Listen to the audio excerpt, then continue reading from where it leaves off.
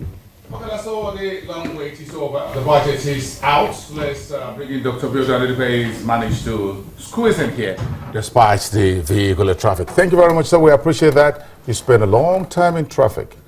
Well, how bad is it out there? I was here early. It's all about the fair queues. Yes.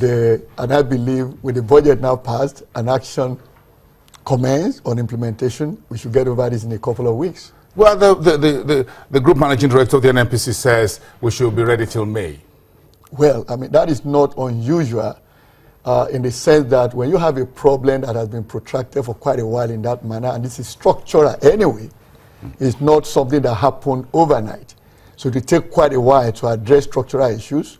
And by the time you get all these streamlined, then you can begin to see supply of products, the way we expect to take care of the local. So as an economist, what does the budget, the fiscal spending that will start in second quarter, and the latest interest rate decisions, what does they mean to you? Well, for me as an economist, my position is very clear about the government policy direction. This has been made very clear in that budget, ever since the president presented the appropriation bill to the National Assembly.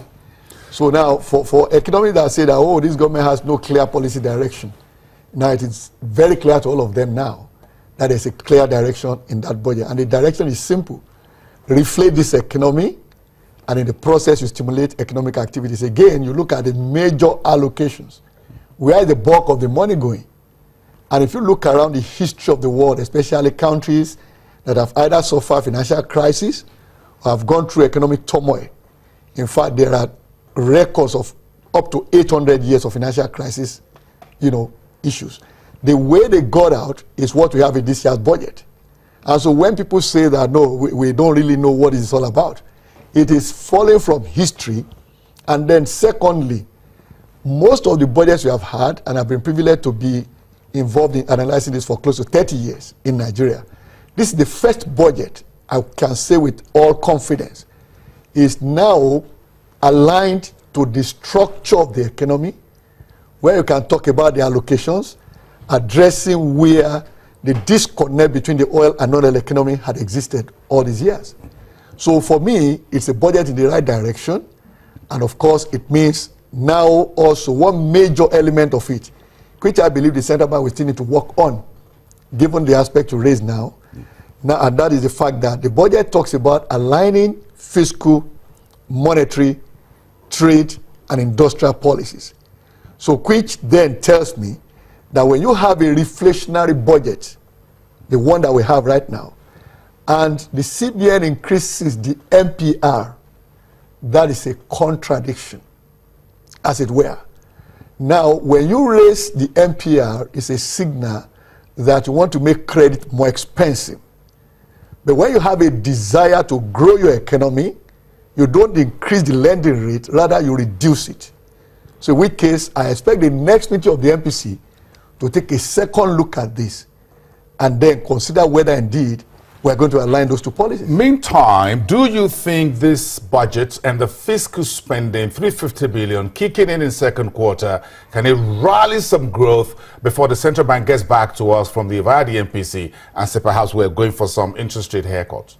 In fact, in my own interpretation of it, there wouldn't have been a need to talk about a 350 billion naira to start with if this budget had been passed on time. Because in reality, my interpretation of it is that the 350 billion came up from the retreat of the National Economic Council simply because the budget passage was delayed and there was a need to begin spending on critical infrastructure that can bring a turnaround of the economy. So in which case, if you provided such fund, the 350 billion naira, then you could begin to spend money on those critical infrastructure, pending the approval of the budget by the National Assembly.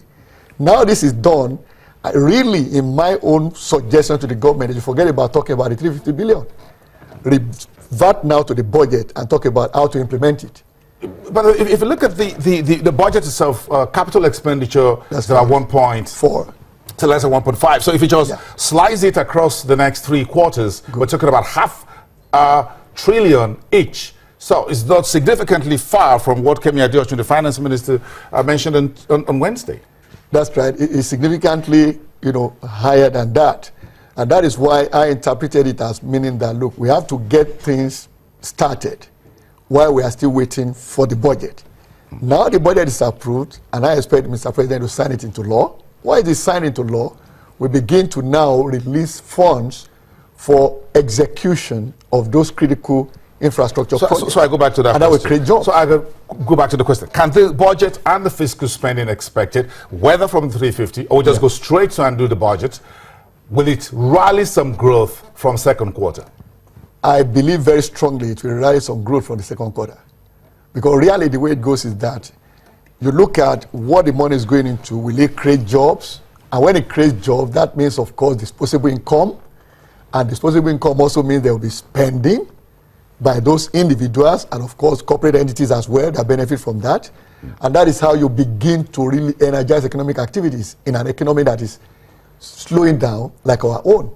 In fact, my expectation is that for the first quarter that is ending next week, we see a GDP growth rate that is even lower still than the one we had for the last quarter of 2015. Well, that's what some research reports here say we're looking at about 0.02%. Well, I expect it to be better than that.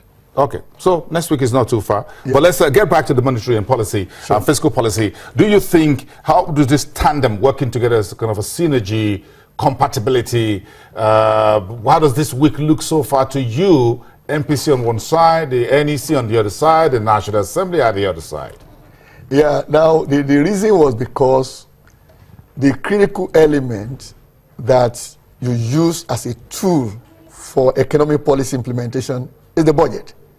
And so because the budget was not there, everybody needed to do something. Central bank needed to do something, but in the case of central bank, they responded more to the liquidity situation in the banking system. Which even in my own interpretation, the question to ask is, why do we have liquidity surfeit in the banking system? Is it because the banks are not willing to lend to the real sector as central bank would want it? Or is it because there are situations in the business environment that make it not viable for banks to lend to the real sector?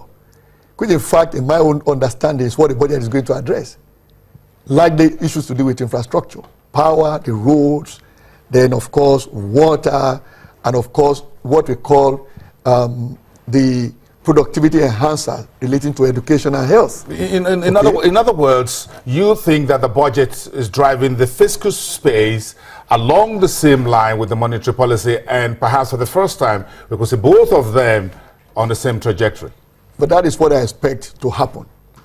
Because as fiscal operations begin now, I expect that monetary policy will be aligned to that. Because the reality of policy is this, and this, I would mention this in particular, when you track movements in interest rates and movements in exchange rates, several factors cause that. But there's one element that stands out, and that is the key policy direction of the government. So now, the government is very clear as to the direction it wants to go. It then means that every other policy will be aligned to that, which of course will include the industrial policy as well.